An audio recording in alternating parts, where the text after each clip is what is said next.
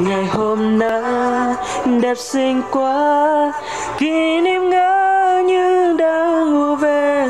lòng bối rối con tim thẹn thùng, ta đã trao nhau một tình yêu đầu. Rồi ngày hôm nay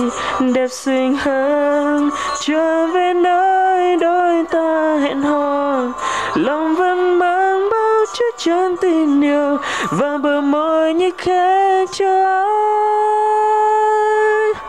Con tim nghìn thề luôn yêu, yêu sẽ mãi yêu, cho nhau nụ hôn say đắm vẫn vẫn thật nhiều, không bao giờ sợ những lúc buồn đau, vì ta có nhau từ nay cho đến mai sau. Đêm đêm chẳng thể vây kín bao giấc mơ này, bên em lòng anh chỉ thấy hạnh phúc vơi đầy, như con thuyền đi đến bên bờ xa, ngập tràn tiếng ca cùng với gió và mây sẽ chậm về nơi này.